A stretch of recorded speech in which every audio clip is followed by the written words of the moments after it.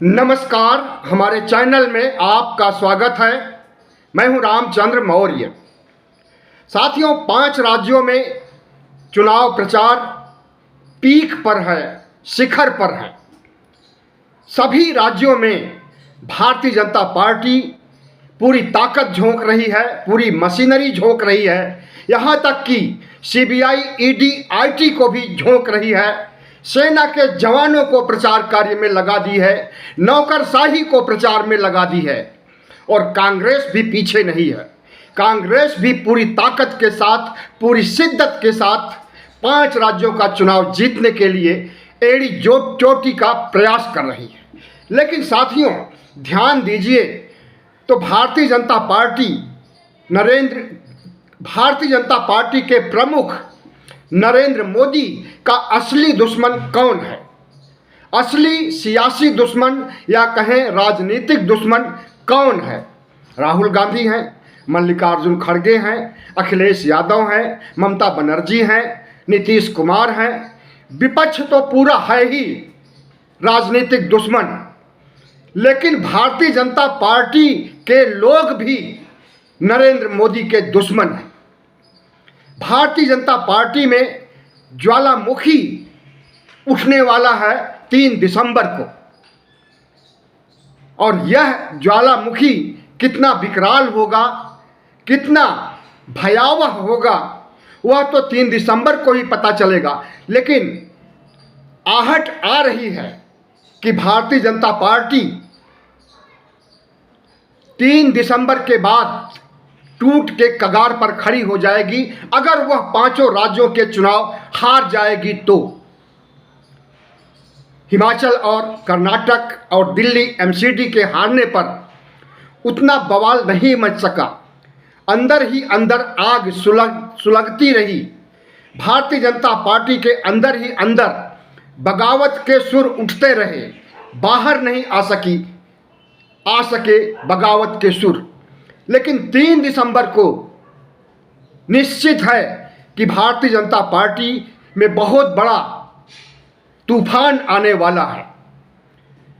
तो साथियों, भारतीय जनता पार्टी के नेता मोदी और शाह हैं, नड्डा भी नहीं है।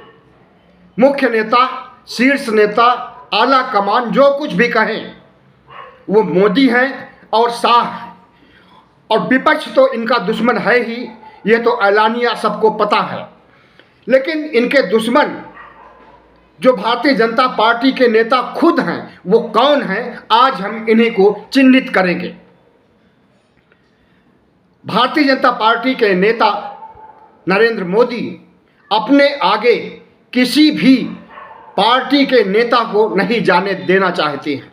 जिस तरह से वो खुद 2013 में लाल कृष्ण आडवाणी, अटल बिहारी वाजपेयी, मुरली मनोहर जोशी को साइड करके, लाल कृष्ण आडवाणी इनके सियासी गुरु माने जाते हैं और थे भी। 2002 के नरसंहार में, गुजरात के नरसंहार के बाद जो स्थिति उत्पन्न हुई थी और अटल बिहारी वाजपेयी तत्कालीन प्रधानमंत्री ने इनके इस्तीफे के लिए जिद की थी और इन्हें सबक सिखाया था कि एक मुख्यमंत्री को, एक राजा को राजधर्म का पालन करना चाहिए। उस राजधर्म का पालन नरेंद्र मोदी ने नहीं किया। एक तरफा हिंदुओं का साथ दिया, मुसलमानों का कत्लेआम किया। इसलिए इन्हें इस्तीफा देना चाहिए। इस बात पर अटल बिहारी वाजपेयी अड़े थे। लेकिन सारी पार्टी नरेंद्र मोदी के साथ खड़ी हो गई। लाल कृष्ण आडवाणी ढाल बन करके, कवच बन करके, कुंडल बन करके नरेंद्र मोदी के सामने खड़े हो गए। इस वजह से लाल कृष्ण आडवाणी और अटल बिहारी वाजपेयी में थोड़े समय के लिए कुछ खटास भी उत्पन्न हुई थी। लेकिन वह खटास पार्टी के हित को ध्यान में रखते हुए दूर करनी पड़ी। तो नरेंद्र मोहन ऐसी चीज है जो कि अपने गुरु तक को नहीं बख्शते हैं, जो कभी ढाल कवच का काम करता था मोदी को बचाने के लिए। आज की स्थिति यह है कि नरेंद्र मोदी अपने छत्रपों से डरते हैं। जहां जहां डबल इंजन की सरकार थी और है वहां के मुख्यमंत्रियों से डरते हैं। वसुंधरा राजे नंबर 1 राजनीतिक दुश्मन है नरेंद्र मोदी की। नंबर 2 पर शिवराज मामा आते हैं। नंबर 3 पर रमन सिंह आते हैं। इसी तरह से डबल इंजन की सरकारें जहां पर हैं, हर कोई मुख्यमंत्री को नरेंद्र मोदी अपना दुश्मन मानते हैं। कहीं उसका कद इतना बड़ा न हो जाए कि वो आकर के प्रधानमंत्री पद के लिए, प्रधानमंत्री की सीट के लिए अपना दावा पेश करें। बस इसी डर से नरेंद्र मोदी अपने ही छत्रपों से डरे रहते हैं और यह डर इतना हावी हो जाता है कि पार्टी को नुकसान भी पहुंचाता है। जिन 5 राज्यों में चुनाव हो रहे हैं उनमें मध्य प्रदेश, छत्तीसगढ़, राजस्थान, यहाँ के डबल इंजन वाले मुख्यमंत्रियों से जिस तरह से प्रधानमंत्री नरेंद्र मोदी दुश्मनी निभा रहे हैं और जिस तरह से राजस्थान में वसुंधरा राजे को इन्होंने निगलेक्ट किया, इन्होंने नज़रअंदाज किया और उन्हें मुख्यमंत्री का चेहरा बनाने से इनकार किया और उनकी जगह पर किसी को मुख्यमंत्री पद का चेहरा भी नहीं बताया, बल्कि यह कहा कि यहाँ का चेहरा कमल होगा। कमल कोई इंसान तो नहीं है जिसे मुख्यमंत्री बनाया जाएगा। कमल कोई बड़े सियासी कद का नेता नहीं है जिसे मुख्यमंत्री बनाया जाएगा। प्रधानमंत्री नरेंद्र मोदी जिस तरह से अपने छत्रपों से दुश्मनी निभा रहे हैं उसकी बानगी मिल चुकी है और अब उन्हीं छत्रपों के सामने सरेंडर कर रहे हैं। कल झालावाड़ में वसुंधरा राजे गई, वहां पर उनके बेटे दुष्यंत सिंह की संसदीय सीट है, वहां से दुष्यंत सिंह जीत करके लोकसभा में आए हुए हैं। तो झालावाड़ में एक सम्मेलन को संबोधित करते हुए वसुंधरा राजे ने अपनी दुख, तकलीफ, व्यथा व्यक्त किया और कहा कि अब मैं राजनीति से संन्यास ले लूंगी, रिटायर्ड हो जाऊंगी। इतना दुखी लग रही थी और वह दुख किससे था? जाहिर है कि नरेंद्र मोदी से था। और उन्होंने जब घोषणा कर दी कि मैं राजनीति से संन्यास ले रही हूं तो रातों रात प्रधानमंत्री नरेंद्र मोदी ने अपने दूत भेजा और वसुंधरा राजे से दूतों ने मुलाकात किया और उन्हें मनाया और मनाने के बाद राजी किया। राजी हो गई वसुंधरा राजे और आज उन्होंने विधानसभा चुनाव के लिए नॉमिनेशन कर दिया। तो क्या प्रधानमंत्री नरेंद्र मोदी जिस वसुंधरा राजे को अपना राजनीतिक दुश्मन मानते थे उनसे कोई डील हो गई रातों रात? जरूर डील हुई है। हमें तो लगता है कि मुख्यमंत्री बनाने की डील हो चुकी है बीती रात को। और इसीलिए वसुंधरा राजे मान भी गई हैं। उनका मान मनुहार जो किया गया उसके बाद वो तैयार हो गई हैं चुनाव लड़ने के लिए भी और मुख्यमंत्री बनने के लिए। लेकिन मुख्यमंत्री बनाने या मुख्यमंत्री का चेहरा के रूप में पेश करने के लिए अभी तक कोई कवायद नहीं की गई है। लेकिन लगता है कि 1-2 दिन में राजस्थान चुनाव के पहले इन्हें राजस्थान का मुख्यमंत्री बनाने का चेहरा बना दिया जाएगा और भावी मुख्यमंत्री के रूप में प्रचारित किया जाएगा। 2 बार मुख्यमंत्री रह चुकी हैं वसुंधरा राजे और तीसरी बार जब इस बार नंबर आया तो नरेंद्र मोदी ने इनसे 36 का संबंध बना लिया, 36 का आंकड़ा चरितार्थ हो गया। लेकिन नरेंद्र मोदी भी झुके और इधर कल संन्यास का बयान देकर के वसुंधरा राजे भी झुकी, समझौता हो गया है। अब देखिए यह समझौता कितना कारगर होता है। जो वादे नरेंद्र मोदी के दूत ने किया क्या उसे पूरा कर पाएंगे नरेंद्र मोदी? क्या इनके अंदर फिर से वही छटपटाहट नहीं पैदा होगी कि अगर वसुंधरा राजे 3 बार मुख्यमंत्री हो जाएंगी राजस्थान की तो क्या वो प्रधानमंत्री पद के लिए दावा नहीं करेंगी? जाहिर है कि करेंगी। कोई भी क्षत्रप जो 3 बार 4 बार मुख्यमंत्री हो जाता है इतना उसका कद बढ़ जाता है कि वह प्रधानमंत्री पद के लिए दावेदार बन सकता है। लेकिन प्रधानमंत्री नरेंद्र मोदी की शख्सियत ऐसी है कि वे डरते जरूर हैं, लेकिन उनके आगे कोई पेश होने आएगा, कोई इतनी जुर्रत करेगा कि वो प्रधानमंत्री पद के लिए दावा पेश करे, हमें तो ऐसा नहीं लगता है। यह सिर्फ प्रधानमंत्री का डर है, भरम है, वहम है। वसुंधरा राजे युग का अंत हो गया, कल ऐसा माना जा रहा था। राजनीतिक समीक्षकों ने, विश्लेषणकर्ताओं ने कहा था कि जब संन्यास लेगी वसुंधरा राजे तो वसुंधरा राजे युग का खात्मा हो जाएगा। लेकिन हमें तो 24 घंटे के अंदर ही ऐसा लगने लगा है कि वसुंधरा राजे युग का शुरुआत हो रहा है।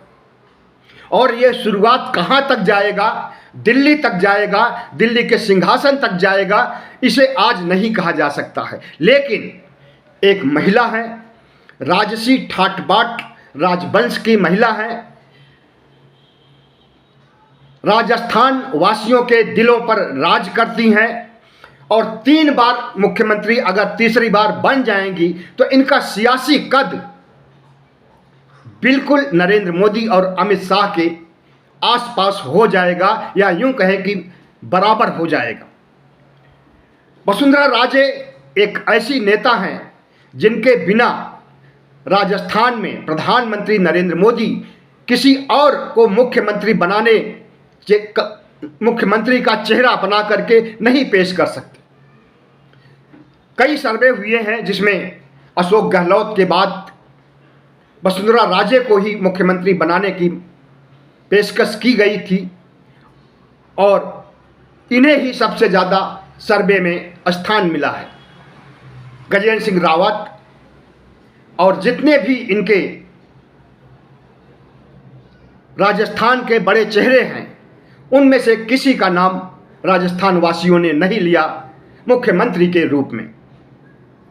गजेंद्र सिंह शेखावत का नाम उछाला जा रहा है काफ़ी दिनों से कि ये आगामी भावी मुख्यमंत्री होंगे राजस्थान के। लेकिन रातों रात समीकरण जब बदला तब वसुंधरा राजे राजस्थान के राजनीतिक क्षितिज पर फिर से छा गई हैं और आज उन्होंने नामिनेशन करके फिर से भारतीय जनता पार्टी का प्रसार जोर शोर से करना शुरू कर दिया है। अब कितने दिन चुनाव रह गए हैं, इन दिनों में कितना भरपाई कर पाएंगी जो साख बिगड़ी हुई है, कितना उस साख को जो बिगड़ी हुई है बना पाएंगी, नहीं कहा जा सकता। लेकिन इतना जरूर कहा जा सकता है कि राजस्थान में अशोक गहलोत का कद अभी भी वसुंधरा राजे से बड़ा है और जितने भी सर्वे आ रहे हैं उसमें से अधिकांश सर्वे अशोक गहलोत की तरफ इंगित कर रहे हैं कि वही मुख्यमंत्री बनेंगी। राजस्थान की 46% जनता चाहती है, सर्वे की बात है, हमारी तरफ से नहीं है, 46% जनता चाहती है कि अशोक गहलोत फिर से मुख्यमंत्री बने। अशोक गहलोत ने इन 5 सालों में जिस तरह से फ्री रेवड़ियाँ बांटी हैं, लोक हित के कार्य किए हैं और ओबीसी SC ST में साख बनाई है, उसके आधार पर कहा जा सकता है कि ओबीसी SC ST का, बहुजन समाज का, जो राजस्थान का है, अधिकांश वोट अशोक गहलोत को जाएगा। और जब से राहुल गांधी ने ओबीसी कार्ड खेला है, ओबीसी को उनकी हिस्सेदारी के अनुपात में आरक्षण, अधिकार, हक देने की बात कही है और नरेंद्र मोदी से मांग किया है कि राष्ट्रीय स्तर पर ओबीसी की जनगणना कराई जाए और अगर नहीं कराई जाएगी तो हम कराएंगे। सत्ता में आने के बाद जब इंडिया गठबंधन दिल्ली के सिंहासन पर बैठेगा, उस समय ओबीसी आरक्षण, ओबीसी का हक, ओबीसी की जनगणना कराई जाएगी। नरेंद्र मोदी और इनकी पूरी भगवा मंडली सख्ते में आ गई है और अभी कल गृह मंत्री कहते हैं कि हमने कभी भी इनकार नहीं किया है ओबीसी जनगणना कराने से। मतलब जिस रास्ते पर राहुल गांधी चल रहे हैं और जो उन्होंने डिमांड किया था, उस डिमांड की तरफ बढ़ते हुए अमित शाह दिखाई दे रहे हैं, क्योंकि उन्हें लग रहा है कि अगर पिछड़ों का वोट नहीं मिला तो सत्यानाश हो जाएगा भारतीय जनता पार्टी का। सत्ता में आने की बात दूर, 100 से कम सीटें हो जाएंगी लोकसभा में। और इस आहट को, इस भाजपा की गिरती हुई साख को अमित शाह ने, मोदी ने परख लिया है। तभी मोदी जी अमित शाह के हवाले जनता के बीच यह संदेश संप्रेषित कर रहे हैं कि हम ओबीसी के खिलाफ नहीं हैं, ओबीसी की जनगणना कराएंगे। ऐसा संकेत अमित शाह ने दे दिया है।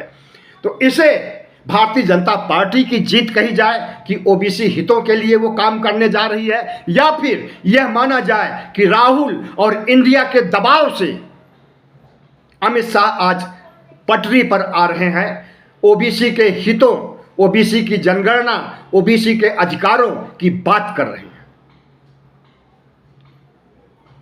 15% सवर्णों को नजरअंदाज करके अगर अमित शाह ने ऐसा बयान दिया है तो इस पर उन्हें अमल भी करना पड़ेगा, वरना जो नुकसान उन्हें पहले होने वाला था उससे बड़ा नुकसान अब होगा अगर जनगणना की बात करके मुकर जाएंगे तो। क्योंकि मुकर जाने या झूठे वादे या जुमले करना, जुमले बोलना, जुमलों में जीवित रखना, जुमले से सपने दिखाना, ये भारतीय जनता पार्टी का पुराना चाल चरित्र चेहरा है, नरेंद्र मोदी का पुराना चेहरा है। जुमले दिखाओ, जुमले बोलो, झूठ बोलो और फिर पलट जाओ। लेकिन अगर ओबीसी के हितों को ध्यान में रखते हुए प्रधानमंत्री नरेंद्र मोदी अपनी पार्टी लाइन और आरएसएस के खिलाफ जा करके ओबीसी की जनगणना कराने के लिए राजी हो रहे हैं तो यह एक बहुत बड़ी जीत मानी जाएगी, बीजेपी की नहीं, राहुल गांधी की, इंडिया की। अब देखिए कब जनगणना शुरू होती है। 2021 में शुरू होनी चाहिए थी, 2023 बीतने वाला है। अब ये जनगणना 2024 में कराई जाएगी या 25 में कराई जाएगी या फिर 2031 में कराई जाएगी, क्योंकि 21 के बाद 31 में ही जनगणना होने वाला था। हमें लगता है कि प्रधानमंत्री नरेंद्र मोदी ओबीसी को खुश करने के लिए अमित शाह से ऐसी बातें कहलवा रहे हैं, ठीक वही जो इन्होंने महिला आरक्षण के लिए, महिलाओं की भागीदारी संसद में, विधानसभा में सुनिश्चित करने के लिए, महिलाओं को 33% आरक्षण देने के लिए बात कही थी और विशेष सत्र बुला करके इस पर चर्चा किया था और निर्णय लिया था कि महिलाओं को 33% आरक्षण दिया जाएगा। लेकिन कब दिया जाएगा यह नहीं बताया। 5 साल बाद, 10 साल बाद, 20 साल बाद कब दिया जाएगा, कब जनगणना होगी, कब उन्हें अधिकार दिया जाएगा और कब महिलाएं 33% महिलाएं चुन करके आएंगी। वही हाल ओबीसी का करना चाहते हैं कि हम जनगणना कराएंगे तब ओबीसी का ध्यान रखेंगे, ओबीसी की भी जनगणना होगी, सोशियो इकोनॉमिक बेसिस पर जनगणना होगी, ओबीसी की गरीबी, माली हालत, शैक्षिक स्थिति, सामाजिक स्थिति, सब कुछ का खुलासा होगा।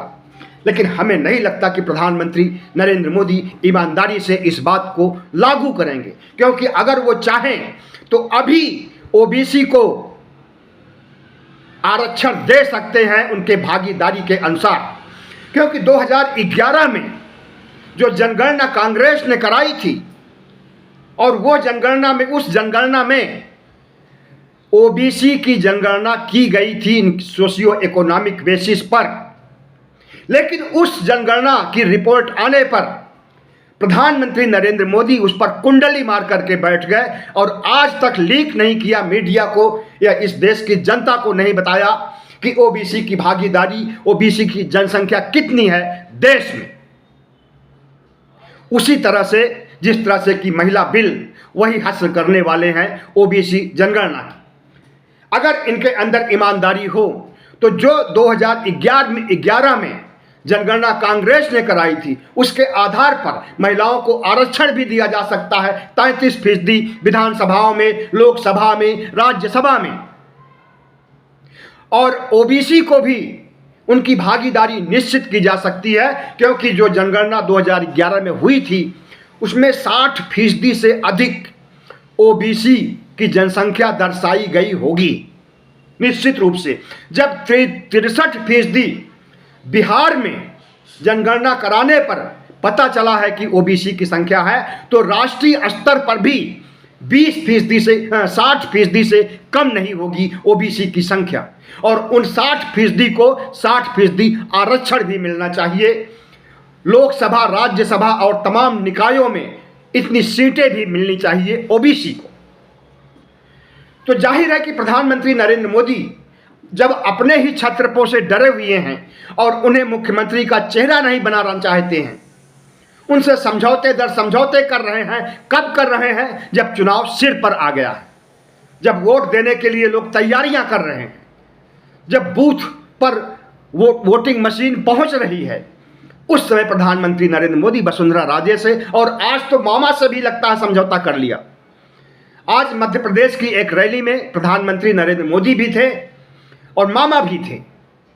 मामा ने प्रधानमंत्री का खूब वर्णन किया, खूब यशस्वी प्रधानमंत्री, और उन्हें आकाश पाताल मृत्युलोक का सबसे बड़ा नायक बताया।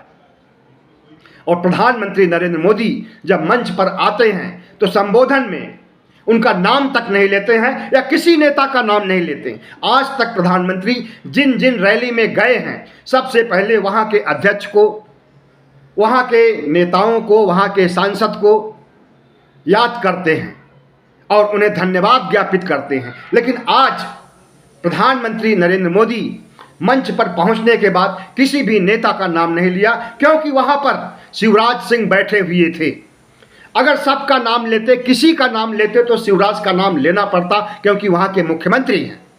इसलिए उन्होंने सोचा कि हम किसी का नाम नहीं लेंगे और भाषण दिया, और उस भाषण में एक जगह शिवराज का जिक्र किया, बाकी सभी जगह से गायब रहे। इसी तरह से रमन सिंह छत्तीसगढ़ में, इनसे भी सियासी दुश्मनी है प्रधानमंत्री नरेंद्र मोदी की।